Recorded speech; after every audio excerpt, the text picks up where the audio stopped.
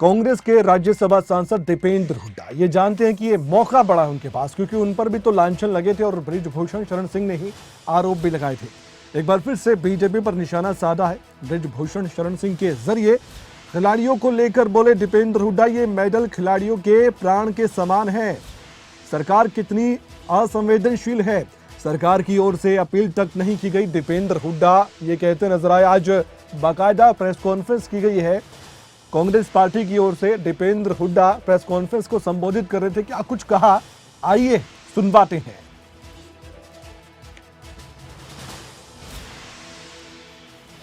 ये मेडल किसी भी खिलाड़ी के लिए उसकी प्राण के समान है।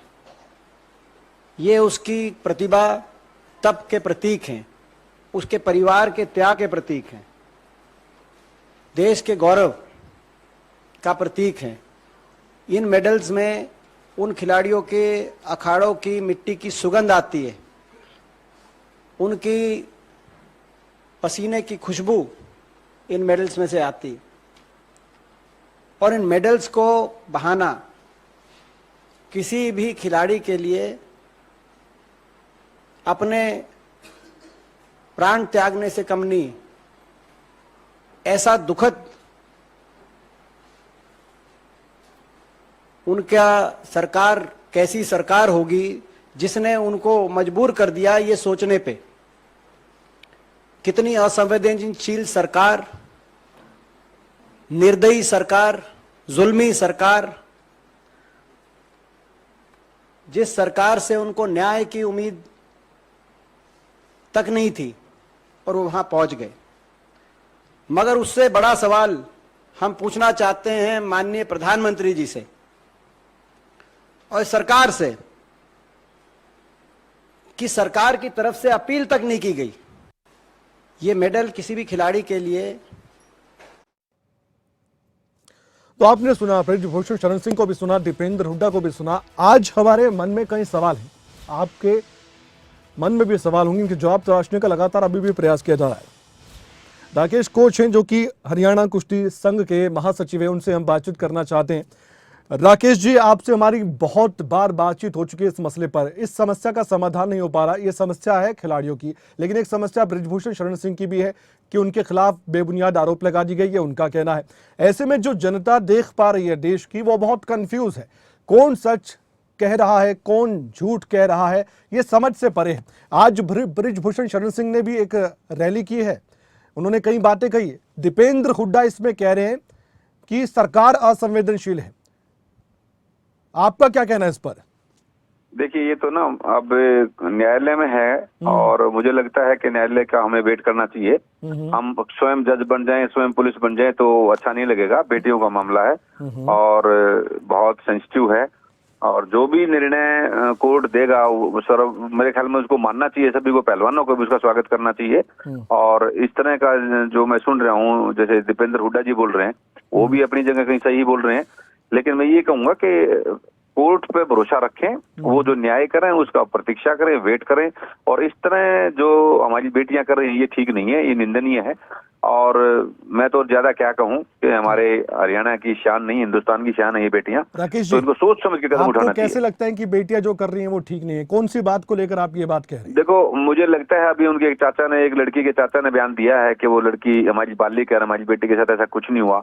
अगर इन बातों में सच्चाई मिली तो ये वो कहां जो प्रेस टिकेंगी कॉन्फ्रेंस आपने लड़कियां? सुनी उसमें एक बात और निकलकर सामने आई थी कि जिस बेटी के साथ ये हुआ है उसके पिता के साथ उस चाचा का डिस्प्यूट है कोई, ये भी बात आपको मालूम है? देखिए, हर घर में डिस्प्यूट है, लेकिन सच्चाई को आप कैसे पिता की छुपा बात सकते पर हैं? यकीन डॉक्यूमेंट्स करें को कि आप कैसे चाचा की वो छुपाओगे? बात अलग है, लेकिन जो बेटी कर रही हैं, जो बेटियां कर रही हैं, उस बात से क्या आपत्ति है? आपको क्या लगता है उनको घर बैठकर इंतजार करना चाहिए कोर्ट के फैसले का? आप ये कहना चाहते हैं? देखिए, ये गांधी का देश है तो इसमें बहुत सोच समझ के कदम उठाना चाहिए। और जब हमारी बेटियों की मान सम्मान की बात है, रोड पे जाना ही नहीं चाहिए था। और इन्होंने उस दिन का महात्मा दिन चुन गांधी लिया का जो देश हमारे हिंदुस्तान के लिए एक स्पेशल दिन था। महात्मा गांधी के देश में प्रोटेस्ट करना क्या जायज नहीं है? नहीं, उन्होंने शांति से महात्मा गांधी तो प्रोटेस्ट करने के बताते लिए थे बोला था, शांतिपूर्ण, लेकिन उन्होंने उग्र तरीके से कुछ भी करने से, मुझे नेता गांधी का नाम कहीं आता होगा। उग्र नहीं होना चाहिए कभी भी, शांति से प्रतीक्षा करनी चाहिए, अपने कानून पे भरोसा रखना चाहिए। हमारा देश कानून से चलता है और कानून ही सर्वोपरि है। कब उग्र हुए ये सब, आपने कब देखा उग्र नहीं, होते हुए?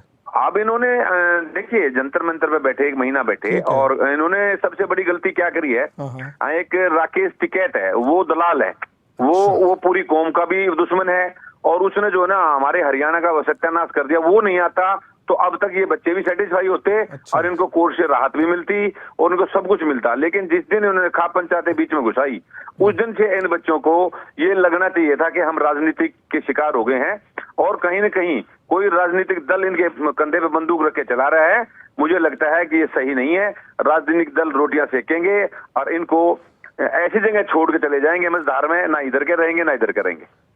आज बृजभूषण शरण सिंह कह रहे थे कि इमोशनल ड्रामा कर रही हैं ये लड़कियां, देखिए, ऐसा लगता है आपको? बृजभूषण जी कह रहे हैं, उसके ऊपर इन्होंने कितने अत्याचार और ये बलात्कार के और जो शोषण के एलिगेशन लगाए हैं। वो भी 7 बार का सांसद है, उसको तो मिट्टी मिलाने का काम किया ही इन लोगों ने। तो उसने भी तो कहीं न कहीं अपने फेस दिखाना है लोगों के बीच में। वो कोई 20 लाख लोग वोट गिरते हैं, तो उसकी जितनी बेइज्जती हुई है, मुझे नहीं लगता हिंदुस्तान में किसी की बेइज्जती हुई होगी। और किन के कारण? केवल 3 लोगों के कारण। हिंदुस्तान में केवल 3 ही पहलवान थोड़ी हैं। पहलवान तो हमारे घर घर में है, लेकिन कोई भी वहां सामने नहीं है। हाँ ठीक है, मेडलिस्ट है, ओलंपियन मेडलिस्ट है, लेकिन उसके लिए कानून तो अलग नहीं बनेगा। कानून तो सबके लिए बराबर रहेगा। तो उसको सोचना चाहिए, इन तीनों बच्चों को सोचना चाहिए कि जो तुम कर रहे हो वो राजनीतिक का शिकार होकर ना करें और कानून पे विश्वास करें बस। राकेश जी, अंतिम सवाल है मेरा, क्रिकेटर से लेकर अनिल कुंबले का बयान भी मैंने सुना, पढ़ा भी है, और इसके अलावा आप कह रहे हैं कि 3 पहलवान ही हैं, तो हमारे जो बाकी खिलाड़ी हैं जिन्होंने नाम रोशन किया है वो भी तो उनके साथ खड़े हैं, समर्थन तो दे रहे हैं। सर अनिल कुंबले भी तो किसी सत्ता का सुख लेना चाहता होगा। आप भी पत्रकार हैं, हमारी भी बहन बेटी हैं, आपकी बहन बेटी हैं। वीरेंद्र सहवाग, ये सभी नहीं, वीरेंद्र सहवाग अपनी जगह सही है, उसने जो सोच लिया वो बोल दिया। लेकिन ये थोड़ी है जो स्टार पहलवान या खिलाड़ी क्रिकेट के जो बोल देंगे वही सत्ता है। नीरज भी सत्ता सुख पाना चाहते हैं वो क्या? सत्ता है। नीरज चोपड़ा भी सत्ता सुख पाना चाहते हैं क्या?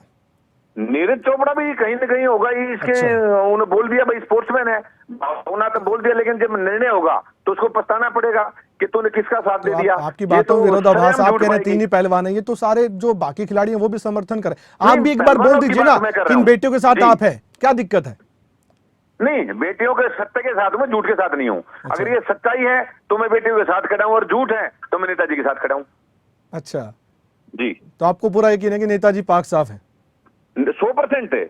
अच्छा, तो आप भी तो कह रहे थे कोर्ट का फैसला नहीं दीजिए, आप तो अपने आप ही फैसला सुना रहे हैं। मैंने जितना उनसे 8 महीने में जाना है ना, मैं उतना जानता हूं उनको कि इस लेवल के नहीं है वो। अरे बच्चों ने आरोप लगाया है 3 साल 5 साल पुराना, तो आप भी तो मैं उस बात से कैसे बोल सकता हूँ? कोर्ट के फैसले का आप भी इंतजार कर रहे थे, आपने पहले ही फैसला सुना दिया, अभी तो आप कह रहे थे। देखो मैं भावना तक ये नहीं, बच्चों ने बोल दिया उसको दुष्टाचारी है, बलात्कारी है, मर्डरर है, और 40 मुकदमे दर्ज हुए। लड़कियों का तो एक भी मुकदमा दर्ज नहीं हुआ उसके ऊपर। आज आरोप लगे ना, तो उसका वेट कर रहे हैं बच्चे भी। तो ये कैसे कह सकते हैं वो बलात्कारी है? अच्छा राकेश जी, एक चलिए मैं अंतिम सवाल था, एक और ऐड कर लेता हूं। आपको लगता है ये विडंबना है? एक तरफ जहां प्रोटेस्ट करते हैं आप कह रहे हैं कि उग्र हो गए थे, उसके बाद इन पर तुरंत ही कुछ घंटों में ही मामला दर्ज हो जाता है, और बृजभूषण के खिलाफ इतनी सारी लड़ाई लड़ने के बाद सुप्रीम कोर्ट मामला जाने के बाद एफआईआर दर्ज होती है, इसको लेकर आप क्या कहेंगे? देखिए, ये हमारी बेटियां हैं, तो एक दिल्ली पुलिस की कांस्टेबल जो वो भी तुम्हारी बेटी जो आईसीयू में एडमिट है, उसको किसने चोट मारी है वो भी तुम्हारी बेटी होगी। वो ड्यूटी कर रही थी लेकिन आईसीयू में भर्ती आज वो केवल इस प्रोटेस्ट के कारण। ये तो सर हमारे जाट को और पहलवान को दोनों को बदनाम करने की साजिश है। मैं इन बच्चों को कहूंगा कि किसी के शिकार ना हो और इन बातों को छोड़ के और केवल कोर्ट का विश्वास करें, कोर्ट का अपने अच्छा वकील करें और उसको सजा करवाएं। अच्छा, स्वयं कोर्ट ना बने, स्वयं पुलिस ना बने। एक बात दोबारा बोलेंगे, आपने जाट का कोई जिक्र किया, क्या कह रहे थे आप? जाट को और किसको बदनाम कर रहे हैं? जाट और पहलवान दोनों बदनाम हुए इसमें, इस मुहिम में कुछ नहीं हुआ किसी का भी। जाट कैसे बदनाम हो गए? जाटों को तो उसने राकेश टिकैत ने कर दिया ना। देखो, राकेश टिकैत नहीं है, राकेश बाल्यान है, वो दलाल है। वो यूपी से आके हरियाणा को बेचने का काम करता है। अच्छा। पहले एक यशपाल आया था, वो बेच के चला गया। अब राकेश के यूपी में बिठा दो ना कहीं भी, मैं मान जाऊं। 10 आदमी उसके साथ नहीं है, गांव उसका उसके साथ नहीं है, हरियाणा का बेवकूफ बनाता है यहाँ पे आके। ठीक है, राकेश टिकैत से बात होगी तो ये बात जरूर रखूंगा मैं उनके सामने। जी जी, वेलकम, धन्यवाद। आप जुड़े, हमारे साथ बातचीत आपने की है। तो आपने सुना, ये हरियाणा कुश्ती संघ से जुड़े हुए हैं। इन्होंने अपनी ओर से बहुत ऐसी बातें कही हैं जिसको लेकर आप भी सोच रहे होंगे ऐसा कैसे कह रहे हैं। इनको यकीन है कि बृजभूषण पाक साफ है, लेकिन ये इनकी बातें हैं, कोर्ट पर ही हमें यकीन करना चाहिए और खिलाड़ी भी कर रहे हैं। लेकिन जो खिलाड़ियों की परेशानी है वो बयां हो रही है। ये सब कुछ हो रहा है, आने वाले वक्त में देखने वाली बात है क्या कुछ और देखने को मिलता है। इसके अलावा एक और हम आपको खबर बताना चाहते हैं। हरियाणा कुश्ती संघ के अध्यक्ष का भी बड़ा बयान सामने आया। खबरें अब तक पर राकेश, ये महासचिव है, माफ कीजिएगा, ये महासचिव है हरियाणा कुश्ती संघ के महासचिव का ये बड़ा बयान है। खबरें तक पर बोले हैं राकेश कोच। राकेश टिकैत को दलाल बताया इन्होंने। राजनीति का शिकार ना हो खिलाड़ी, ये राकेश कोच कह रहे। कोर्ट के फैसले का इंतजार करें खिलाड़ी, ये राकेश कोच कह रहे हैं।